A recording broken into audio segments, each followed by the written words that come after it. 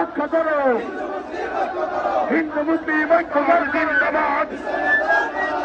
নেতা নয় নীতি চাই,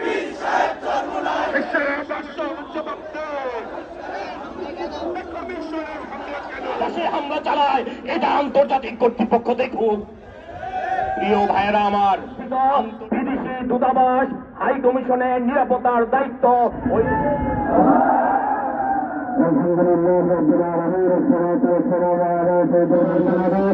ঢাকা মহারাষ্ট্র দক্ষিণ বাংলাদেশের ইসলাম নামে একটি সংগঠন ভারতের দাদারা যদি তাদের গরম বক্তব্য দেয় অতএব ভারত